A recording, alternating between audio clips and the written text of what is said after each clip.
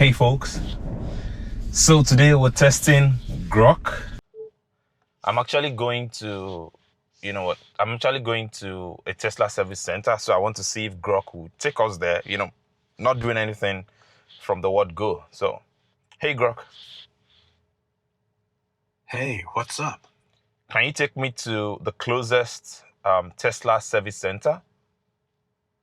Sure. Searching for the closest Tesla service center now. Hang tight. The closest is Teslafy BC at 240 Jardine Street in New Westminster, just 1.5 kilometers away and open till 6 p.m. Want me to navigate there? No, I think I want to go to the one on Scott Road. That's where I have an appointment. Got it. Tesla Surrey on Scott Road at 1202 1104 Avenue in Surrey. Want me to set navigation there? You've done that already. Do I need to start self-driving or will you do that for me? Navigation to Tesla Surrey on Scott Road is set. 16 kilometers away, about 20 minutes, arriving around 1 p.m. Just keep your hands on the wheel and stay alert. I can't take full control, but full self-driving is ready if you engage it. Okay, I have to engage it then. Yep, just tap the drive icon on the screen, or use the stalk to engage full self-driving. Keep an eye on the road though. Let me know if you need route updates.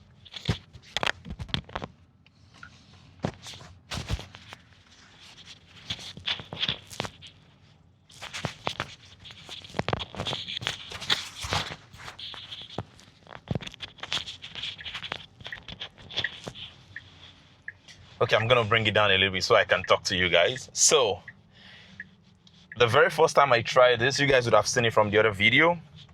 It was kind of, oh, can you imagine? I didn't even see that bus. I didn't see the Amazon van because it's right up on my A pillar. If you wanna go, go. Oh, okay, it's waiting for that car. But this would not know it's waiting for that car. Well, thank FSD. She's saying hi to me. That's not me. If it was me, I would be gone, But I think FSD is patient. So today, compared to the last time, Grock was able to successfully navigate me. And I asked it, do I need to press start self-driving? It says yes, which is what I've just done. And we're going to see how it's going to handle the drive. Honestly, at this point, I've seen it driven so many times. I'm quite fine, quite comfortable with the FSD drive itself. The little skirmishes here and there, I think those are things that would get ironed out over time, which are the reasons why I argue that, it's not completely full self-driving. Yeah, we still need a little bit touch here and there, but it will do the job. It will take us from one point to the other without any issues. And the fact that I'm still behind the steering, those little things, I can iron them out. That said, it's nice to see how Grok handles this drive. Right now, it's in Mad Max mode. We're kind of running late. We're going to be there a minute late. So I'm going to leave it at Mad Max. Maybe on our way back, we'll change it. It's also about to start raining. So I don't know how that's going to go. That said, so far, it looks like everything checks out. I'm going to do something. I want to have some conversations with Grock. I actually don't know questions I'm going to ask it, but I'm just going to ask random questions.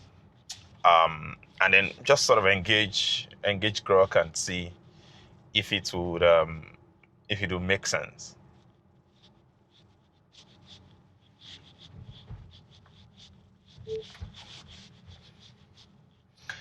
So I'm driving to a Tesla service center right now. I have a Tesla. I also have some Tesla stocks. But I'm wondering, what do you think about Rivian stock, Grock? What's your thought? Do you think it's wise to invest in Rivian right now? Rivian stock's been surging lately, up around 32% this year to about $22, thanks to their first gross profit, VW cash, and R2 hype for next year. Analysts are split. Some like Wedbush and Baird see $25 upside on autonomy and cheaper EVs, but average targets hover at 15 to 16, calling it risky with EV slowdowns and losses ahead. I'd say it's speculative, Not wise right now, unless you're high risk tolerant, betting big on their 2026 turnaround. Okay, so in the same vein, would you give the same argument when it comes to investing in Tesla? Obviously, I have some Tesla stocks and I have some money that I'm thinking, should I put more into Tesla or should I put them into Rivian instead? Which one do you think has the higher upside? What's your thoughts? Give me some insights. Tesla's at around $480, up 20% this year on robot taxi hype, FSD upgrades, and energy growth, with analysts eyeing $500 to $600 short term, but warning of EV slowdowns. Rivian's cheaper at $15 to $22, with solid R2 potential in VW cash, but it's riskier and loss-making. Tesla has way higher upside from autonomy scale, so add there if you're bullish long term. So don't you think, so some argue that Tesla has kind of hit its ceiling or almost hit its ceiling. That's if it hasn't hit its ceiling yet. What will be your argument around that? Because I'm thinking if Rivian is just starting out, that it might be wise to get into Rivian now. What are your thoughts? No, Tesla's nowhere near its ceiling. It's trading around $480 to $490 on robot taxi tests, FSD breakthroughs, and AI bets that could scale to trillions, with targets up to 530 or 600 from bulls like Mizuho and Wedbush. Rivian's early-stage R2 hype is tempting at 20-something bucks, but it's riskier with ongoing losses, execution hurdles, and no profitability proof yet. Tesla's proven scale and moat give it far more reliable upside. Okay, so that means it makes sense to put money in Tesla as against Rivian. So if I'm very, obviously I'm still very young. I don't know if you know that. So I have like a long horizon, long-term horizon. That's where I'm looking at this. Would you say I should do maybe ETFs like XEQT because I'm in Canada or VEQT instead of Tesla, or just staying bullish on Tesla like I've been so far? What's your thought? With your long horizon in Canada, ETFs like VEQT or XEQT are smarter for diversification and steady 8 to 10% annual returns over decades, dodging single stock risks like Tesla's volatility. Stay bullish on Tesla, as a small slice may be 5 to 10% of your portfolio for that moonshot upside, but don't go all in. Broad markets win more reliably long term. Okay. Honestly, So anyway, okay, I was gonna say to date, I've just been bullish on Tesla, and I've made some good returns on it. But at this point, I'm almost thinking like I should cash out some of it and just go long term on ETFs. XEQT in particular is what I'm looking at. yeah, cashing out some Tesla for XEQT makes sense. It's a global all-equity ETF with solid 10% historical returns, low fees at 16 basis points, and perfect for your long Canadian horizon without single stock drama. Keep a chunk in Tesla for upside if you're still bullish, but yeah, diversifying now beats riding volatility. So diversifying now beats riding volatility. Interesting. So that said, in terms of diversifying, do you think I should just go all in XEQT or kind of split it between XEQT and VEQT? I think both of them offer similar sort of benchmark. Just go all in on XEQT, where it's got a lower fee at 20 basis points, more US tilt for growth, and similar 20% year-to-date returns to VEQT, perfect for your long Canadian horizon without splitting hairs. No real edge to dividing them, since they're basically twins. Okay, that makes sense. so full-on conversation, nice, interesting insight. This is the same information I'm going to find if I decide to Google it. Honestly, like I already know answers to these questions that I'm asking, and I think that's why I'm using this as a test case. I think this is the usefulness of this feature, being able to sort of speak to it while you're driving. It gives you insight. This thing has helped me prepare for an interview before. Would you believe that? So I think the Grok feature, it's like a really, really nice one. I still have a question I want to ask. I have already researched and I know what I want to do, but let me ask it. Hey Grok, I still got 12 more minutes here, so I want to sort of jog your brain on some sort of complicated mortgage question here. Are you ready for me? Yeah, I'm ready. Hit me with that mortgage question while you've got those 12 minutes. What's on your mind? It almost feels like I'm talking to a human. You're sounding like you're my buddy. Haha, thanks. I'm just here to chat like a buddy and get you sorted. So, what's that mortgage puzzle? Okay, so I currently have a mortgage.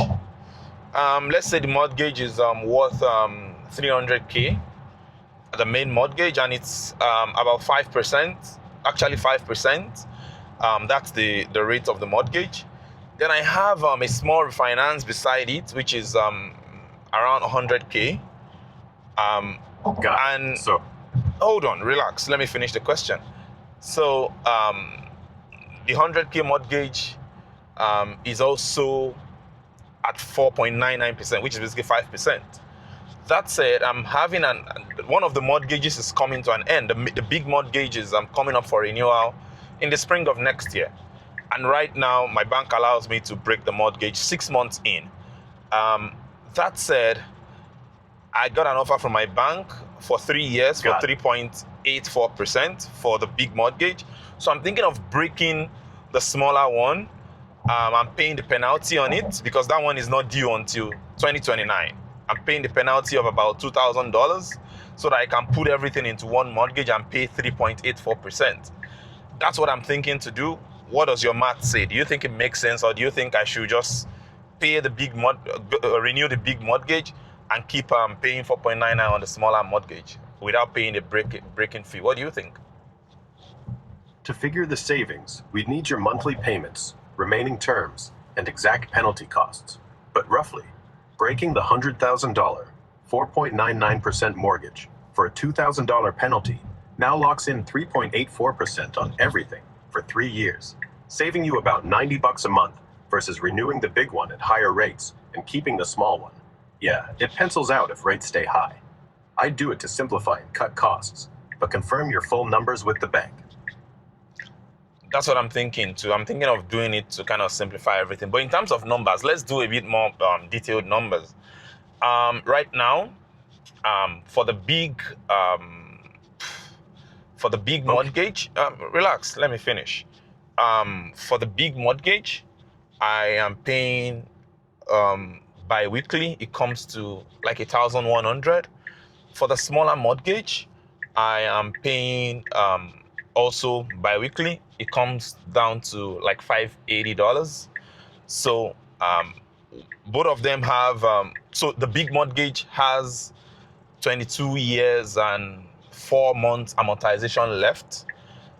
The smaller mortgage has roughly 24 years and 24 years amortization left. So now that I've given you those numbers, let me know if you need more numbers to kind of crunch this. Your current bi-weekly setup totals about $1,680 every 2 weeks on both mortgages, blending into a $400,000 loan at 3.84% bi-weekly over roughly 22 years, drops that to around $1,550, saving you about $130 bi-weekly after the $2,000 penalty pays off in 4 to 5 months, plus one mortgage to manage. With forecasts showing rates holding or rising into spring 2026, yeah, lock it in now to simplify and save. Okay, thank you. I think I've decided I'm going to lock it in.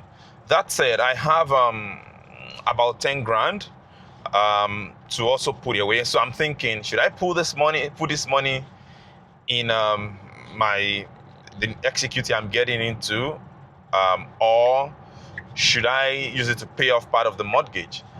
Also, I'm thinking, should I put it into my RSP?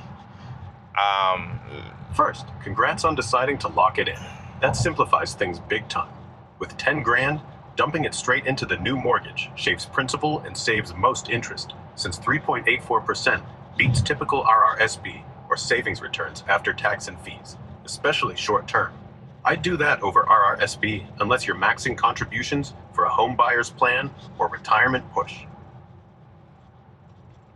Okay, what about if it's in a TFSA? The TFSA is great for tax-free growth, but with current high-yield options like 5 to 5.5%, it barely edges your 3.84% mortgage after any risk. Paying down the mortgage is still the safer, guaranteed win unless you need the cash flexible. I'd prioritize principal reduction to cut payments faster. So I'm not too keen about reducing the payment, although I could do accelerated bi-weekly. But I'm trying to compare which one would pay me more in a long run. Like I said, this is not money I really need right now. I'm thinking more about the future. Say my income is well over 100K a year. What would it make sense to put it in TFSA or RRSP, or to still pay down a mortgage? For long-term growth with income over 100,000 a year, I'd lean toward maxing your RRSP first, since the tax refund now is bigger at your high rate, and it grows tax-free till withdrawal. Pay down high-interest debt before either, though, as that guarantees a solid return. I have no debt other than the mortgage. With no high-interest debt, max your RRSP first at your income level. The upfront tax deduction saves you 30 to 40% now. Plus, tax-free growth, which beats TFSA for long-term if you're in a similar bracket later. If you expect much lower taxes in retirement, RRSP wins even more. Otherwise, TFSA's flexibility is great after.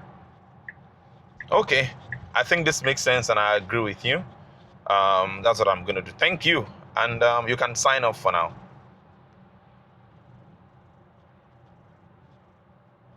So guys, there you go. I had like full-on conversation.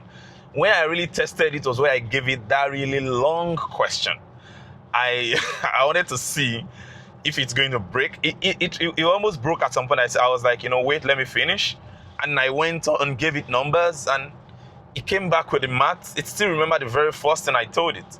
If you're talking to a human, except they are writing it down, and even if they are writing it down, you can't speak to them at that speed and expect them to catch everything. If they do, they must be like a scribe, someone who is really good at shorthand or something. So this right there is what you get. And if there's any reason where I'm like, okay, maybe I might get premium connectivity, this is it. Takes me to Tesla service center. Easy. Like, at some point, I almost stopped thinking about the drive, because what do I want to be thinking about, right? So, why does it want me to go around here when, okay, maybe it might be harder to join this road here because this is where we are going right here. Let me see. Oh, okay. Didn't even give. Is it that I cannot turn left? Okay, no, not here. It's the next stop.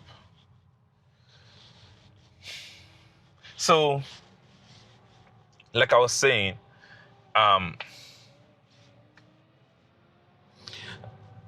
this point, you can argue that FSD has been solved. Although,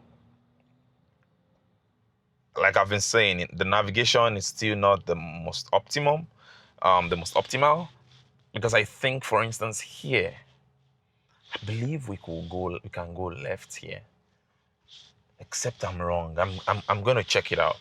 Because if you go left here, then you can turn. Oh, okay, yeah, if you turn right, yeah, you can turn right here. The lane here, there is a emerging lane in between that you can go into. I'm almost tempted to want to force it to go left here. I'm almost tempted to.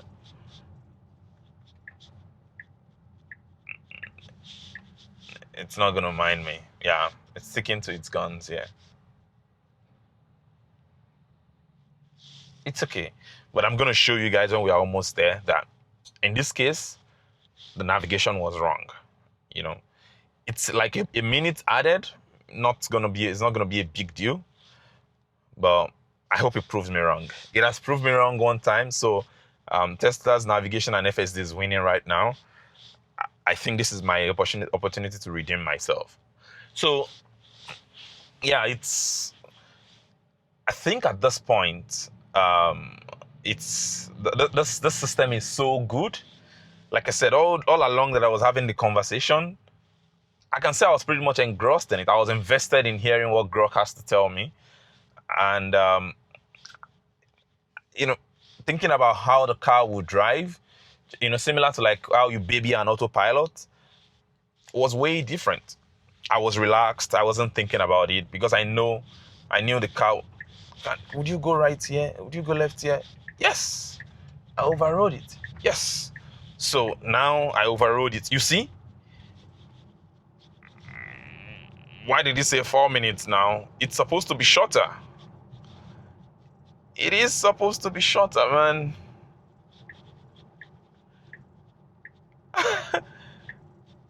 It's supposed to be shorter. Okay, now it's finally reduced the time.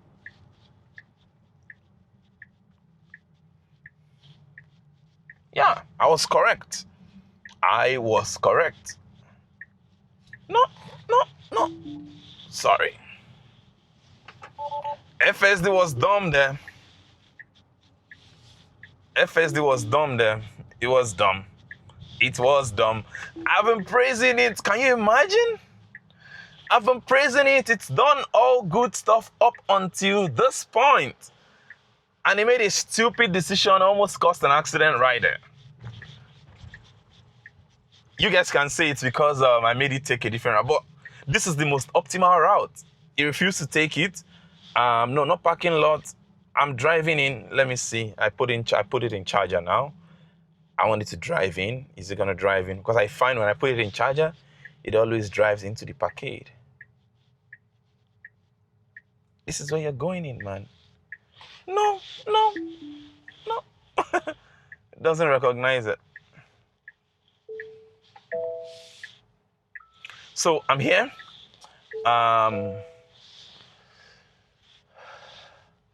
Let me have a conversation with these guys again. So I'm back. How's it going? Plate installed, yeah? Yes. Yeah, that's.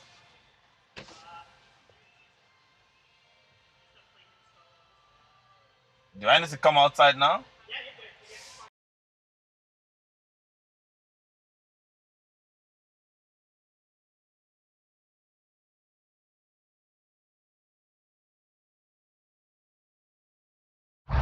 So, I don't know if you guys can see, but that's the car over there. I'm asking it to come pick me up.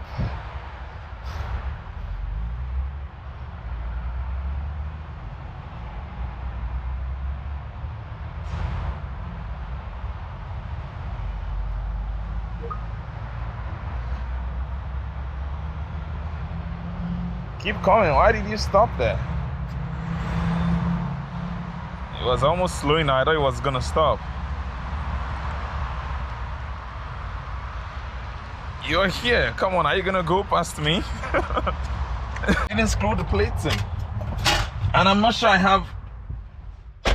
Oh, okay. I have the screws. I guess I'll just go do this. I have the screws. I guess I'll just go do this at home myself.